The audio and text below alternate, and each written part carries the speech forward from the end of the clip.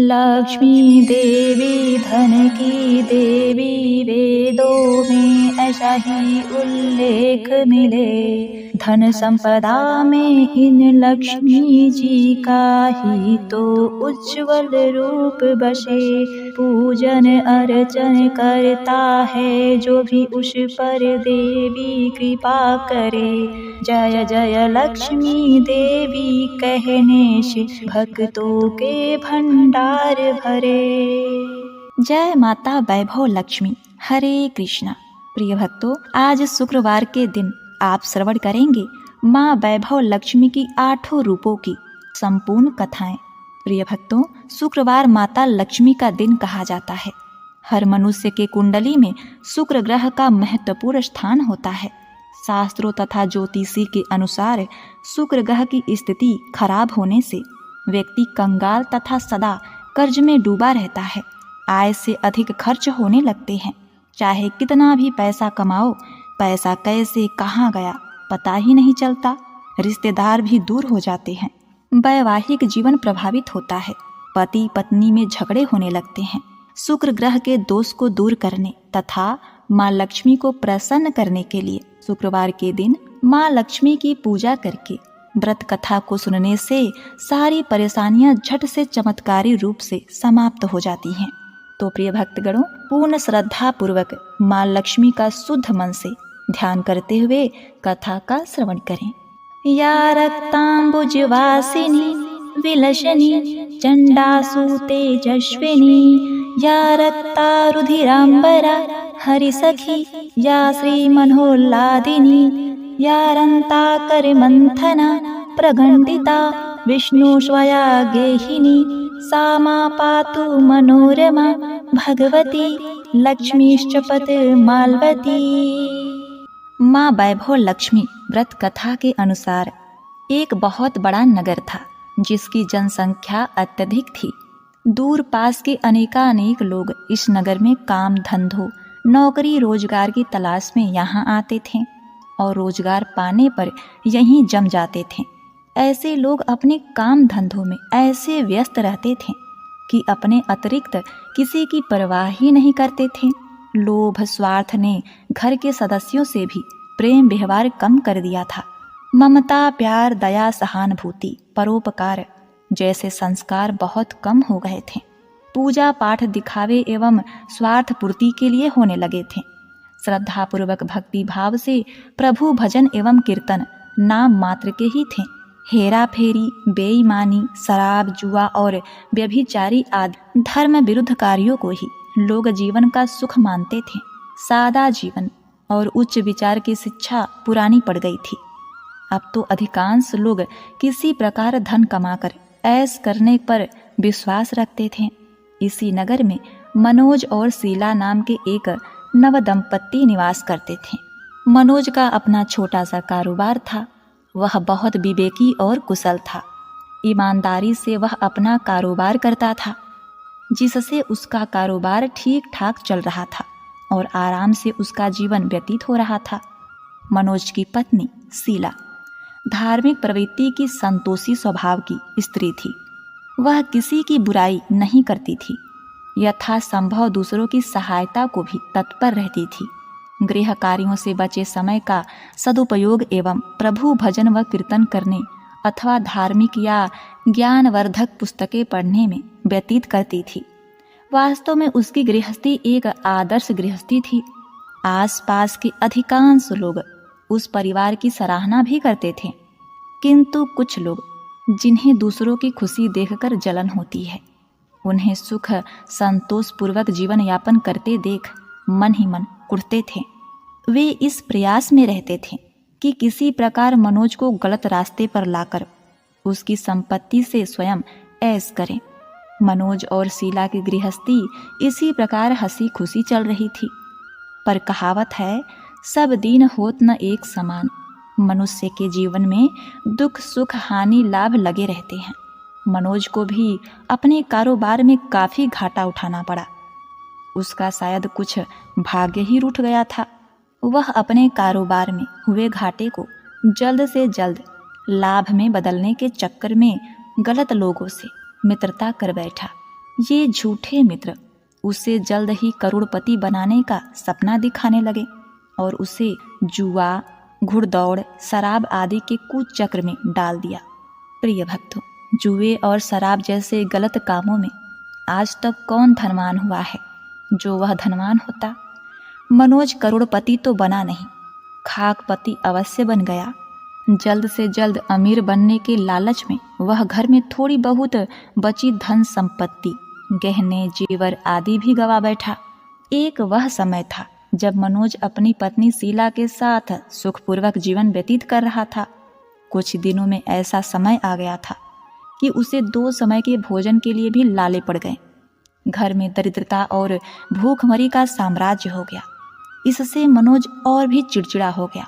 वह बात बात पर अपनी पत्नी शीला के साथ गाली गलौज करता, मारपीट करने लगा। शीला एक सुशील और संस्कारी स्त्री थी। वह पति को अपना सब कुछ समझती थी। पति के व्यवहार से वह दुखी तो बहुत थी, किंतु भगवान पर भरोसा रखकर वह यह दुख सहन करने लगी।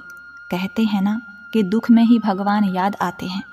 तो शीला का मन भी हर समय प्रभु पर भरोसा था, विश्वास में लगा रहता था कि भगवान उसे सुख के दिन भी अवश्य ही दिखाएंगे। एक दिन दोपहर को शीला दुखी हृदय से भगवान को याद कर रही थी कि हे प्रभु, हम तेरे छोटे बच्चे हैं, हमारी गलतियां और अपराधों को क्षमा करो। हे भगवान, मेरे पति को सद्बुद्धि दो। प्रिय भक्तों, अभी वह ऐसा कह ही रही थी कि अचानक किसी ने उसके द्वार पर दस्तक दी। शीला विचार मग्न हो गई कि इस समय मुझ गरीब के घर में कौन आया होगा। सगे संबंधियों और यार दोस्तों ने पहले ही किनारा कर लिया था। फिर भी द्वार खोल दिया। देखा तो सामने एक वृद्ध महिला खड़ी थी। शरीर पर झुर्रियां थी, किंतु चेहरे से अलौकिक तेज टपक रहा था। उनकी आंखों से करुणा और प्यार का मानो अमृत बह रहा था। शीला उस वृद्ध को पहचान नहीं सकी, फिर भी आदर के साथ उन्हें घर के अंदर ले आई। किसी को बैठाने के लिए घर में उपयुक्त आसन नहीं था, अतः सकुचाते हुए शीला ने एक फटी हुई चादर बिछाकर उन्हें बैठने को कहा। वृद्धा उसी चादर पर आराम से बैठ गईं। शीला के मन को कुछ शांति सी महसूस हुई। वृद्धा ने उससे पूछा, शीला, मुझे पहचानती हो या नहीं? शीला बोली, माँ जी, आपको देखते ही कुछ अपनत्व सा महसूस हो रहा है। ऐसा लगता है जैसे आप मेरे बहुत ही नज़दीक हो। आपको देखकर मेरा रोम रोम खिल उठा है, जैसा प्रायः विशेष परिचित व्यक्ति से मिलने पर होता है। किंतु मुझे याद नहीं पड़ता मैंने आपको कहाँ देखा है। वृद्धा ने अपनापन दिखाते हुए कहा, शीला, तुम इतनी जल्दी भूल गई? अभी कुछ दिन पहले तो तू लक्ष्मी जी के मंदिर में शुक्रवार को भजन कीर्तन में आती थी। मैं भी उसमें आया करती हूँ।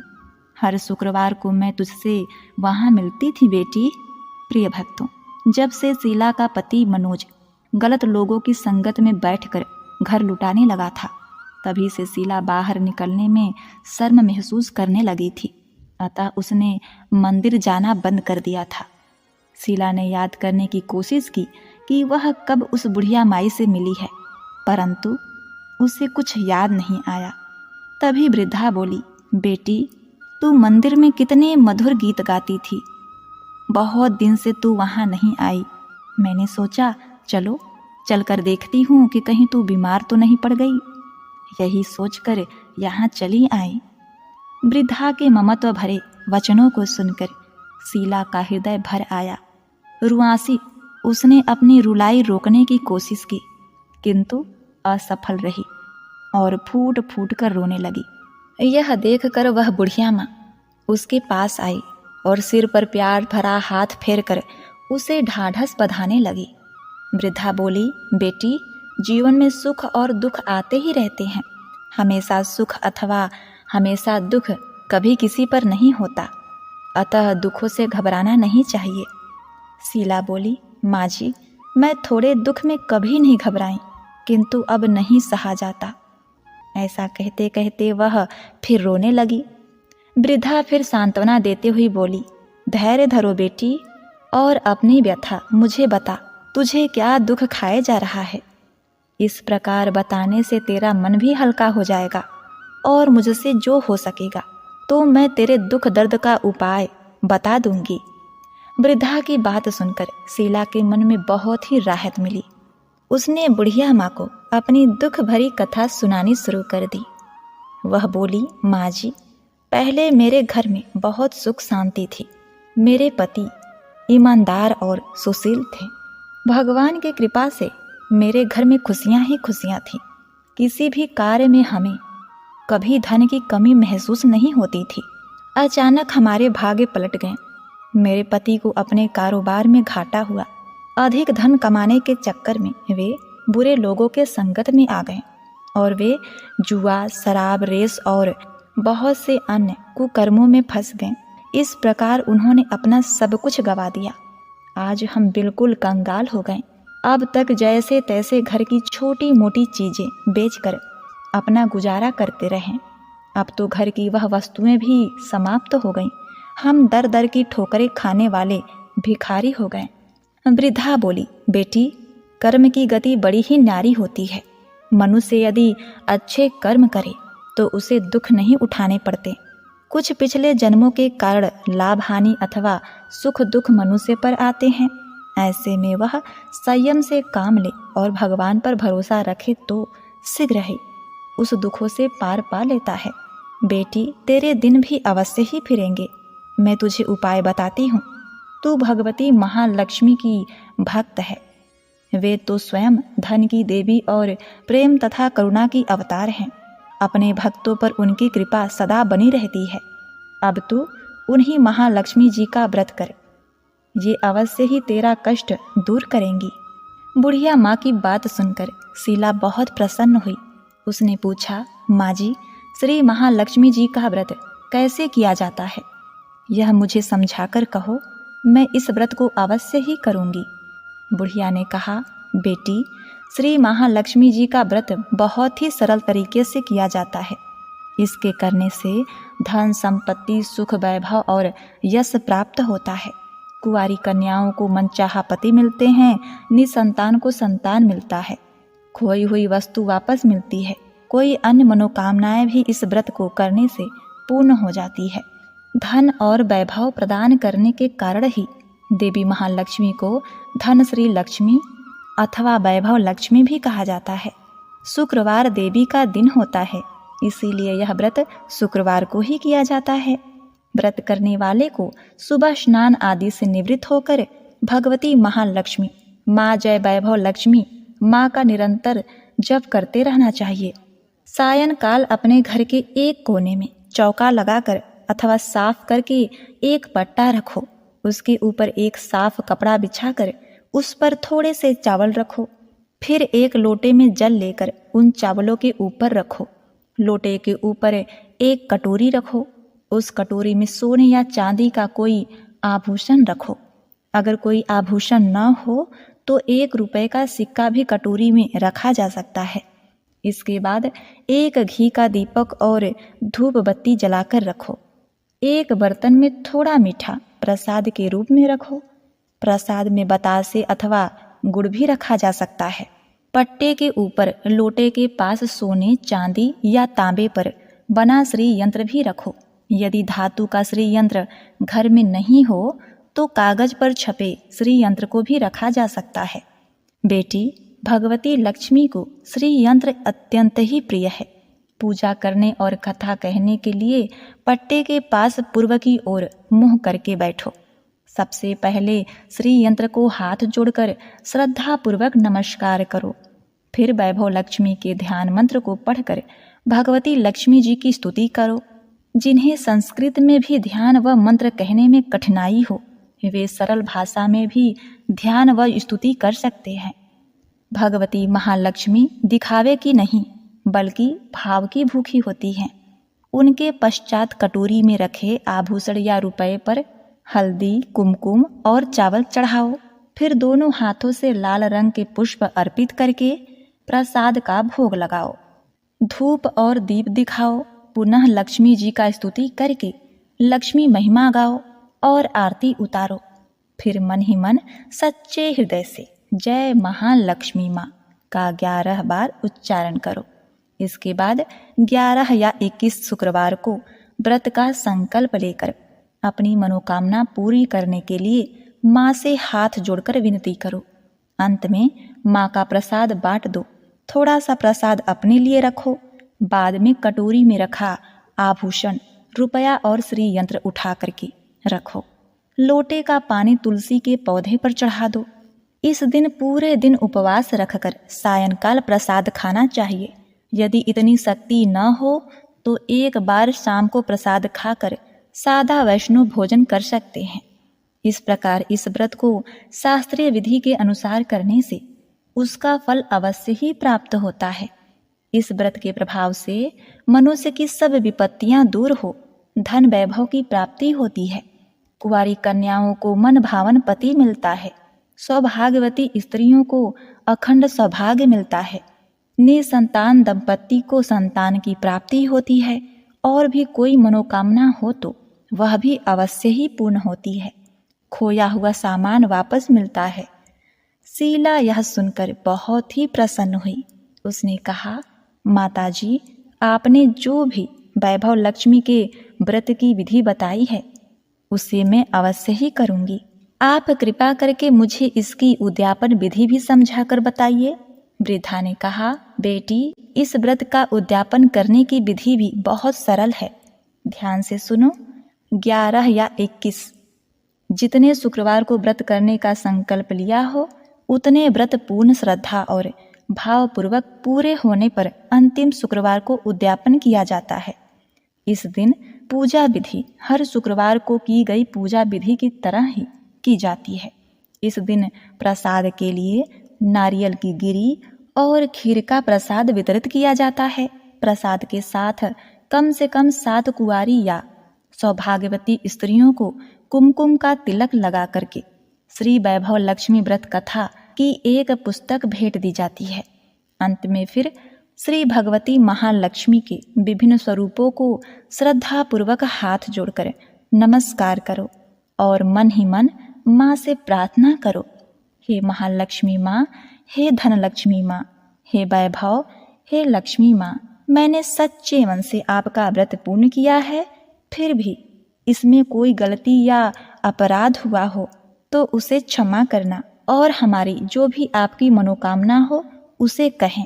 मनोकामना को पूर्ण करना, हमारा सबका कल्याण करना, हमारी विपत्तियों को दूर करके हमें धन वैभव प्रदान करना।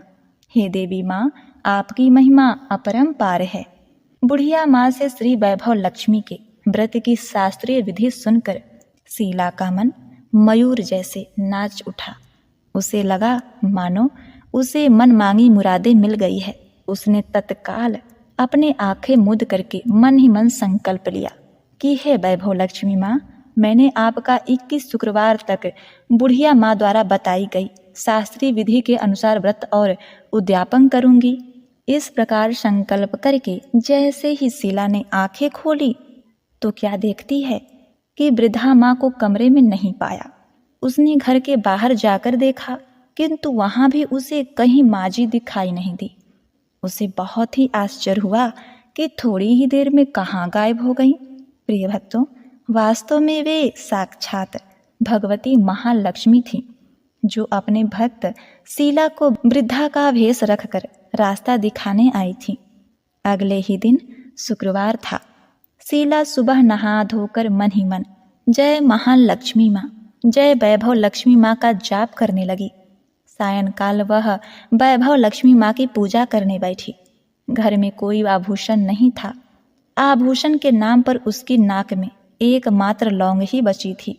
उसने वही निकालकर धोकर कटोरी में रख दी। घर में थोड़ी शक्कर रखी थी, उसका प्रसाद बनाया और फिर बुढ़िया माँ के द्वारा बताई गई शास्त्रीय विधि के द्वारा वैभव लक्ष्मी माता का पूजन किया। पूजन के पश्चात उसने प्रसाद अपने पति मनोज तथा अन्य लोगों को वितरित किया। अंत में स्वयं ग्रहण किया। श्री वैभव लक्ष्मी माँ का प्रसाद खाते ही मनोज के स्वभाव में परिवर्तन आ गया। उसका चिड़चिड़ापन कम हो गया और उसका मन कुकर्मों से दूर होकर कारोबार जो पहले बिल्कुल ठप हो गया था फिर से उसमें जम गया। 21वें शुक्रवार को शीला ने बुढ़िया माँ द्वारा बताई गई शास्त्रीय विधि के अनुसार उद्यापन किया और 11 स्त्रियों को भी वैभव लक्ष्मी व्रत की पुस्तकें भेंट दी। फिर भगवती महालक्ष्मी के वैभव लक्ष्मी स्वरूप को मन ही मन प्रणाम करके कि हे वैभव लक्ष्मी माँ, मैंने आपके व्रत की जो मनौती मानी थी वह आज पूर्ण हुई है। हे माँ, हमारे संकटों को दूर कर हमारा कल्याण करो। जाने अनजाने में यदि कोई हमसे अपराध हुआ हो तो उसे क्षमा करना माँ। हमें धन संपत्ति और वैभव प्रदान करना, हमें समृद्धि देना। हे माँ, आपकी महिमा अपरंपार है, आपकी सदा जय हो। प्रिय भक्तगणों, इस प्रकार व्रत पूर्ण होने के बाद कुछ ही दिनों में मनोज के कारोबार में अच्छा लाभ होने लगा। उसने शीला को उसके जेवर वापस दिला दिए। घर में पहले जैसे सुख शांति आ गई। श्री वैभव लक्ष्मी माँ के प्रताप को देखकर अन्य बहुत सी औरतों ने उसका विधि पूर्वक व्रत किया और मन भावन फल प्राप्त किए। हे महालक्ष्मी माँ, हे वैभव लक्ष्मी माँ, जैसे आपने शीला पर कृपा की ऐसे ही अपने अन्य भक्तों पर भी कृपा करना, सबका कल्याण करना, उनको सुख शांति प्रदान करना। बोलो श्री वैभव लक्ष्मी माता की जय। प्रिय भक्तों, अब आइए श्रवण करते हैं लक्ष्मी माता की चालीसा। मातु लक्ष्मी करी कृपा, करो हृदय में वास, मनोकामना सिद्ध कर, पुरहु मेरी काज। सिंधु सुता विष्णु प्रिय, नत सिर बारंबार, रिद्धि सिद्धि मंगल प्रदे, नत सिर बारंबार। यही मोर अरदास, हाथ जोड़ विनती करूं, सब विधि करूं सुहाव, जय जननी जगदम्बिका। सिंधु सुता मां सुमिरो तोहि, ज्ञान बुद्धि विद्या दो मोहि, तुम समान नहीं कोई उपकारी, सब विधि पुरहु आस हमारी। जय जय जगत जननी अंबिका, सबके तुम ही हो स्वावलंबा, तुम ही हो घट घट के वासी, विनती यही हमारी खासी। जग जननी जय सिंधु कुमारी, दीनन की तुम हो हितकारी, बिनओ नित्य तुम्हारी महारानी, कृपा करो जग जननी भवानी। केहि विधि स्तुति करो तिहारी, सुधि लीजय अपराध विसारी। कृपा दृष्टि चितओ मन ओरी, जगत जननी विनती सुन मोरी। ज्ञान बुद्धि जय सुख की दाता, संकट हरो हमारी माता। क्षीर सिंधु जब विष्णु मथायो, 14 रत्न सिंधु में पायो। 14 रत्न में तुम सुख राशि, सेवा की जो प्रभु बनी दासी। जब जब जन्म जहाँ प्रभु लीन्हा, रूप बदलतः सेवा कीन्हा। स्वयं विष्णु जब नर तनु धारा, लीनऊ अवधपुरी अवतारा। तब तुम प्रकट जनकपुर माही, सेवा कियो हृदय पुलकाही। अपनायो तेहि अंतर्यामी, विश्व विदित त्रिभुवन की स्वामी। तुम सब प्रलय शक्ति नहीं आनी, कहतक महिमा कहूँ बखानी। मन क्रम वचन करे केवाई, मन इच्छित वांछित फल पाई। तजि छल कपट चतुराई, पूजहि विविध भांति मन लाई। और हाल में कहो बुझाई, जो यह पाठ करे मन लाई। ताहो कोई कष्ट न होई, मन इच्छित फल पावे फल सोई। त्राहि त्राहि जय दुख निवारिणी, त्रिविधि ताप भव बंधन हारिणी। जो यह चालीसा पढ़े और पढ़ावे, इसे ध्यान लगा कर सुने सुनावे। ताको कोई न रोग सतावे, पुत्र आदि धन संपत्ति पावे। पुत्रहीन और संपत्तिहीना, अंधा बधिर कोढ़ी अति दीना। विप्र बोलाय के पाठ कराओ, शंका दिल में कभी न लावो। पाठ करावो दीन चालीसा, ताकर कृपा करे गौरीशा। सुख संपत्ति बहुत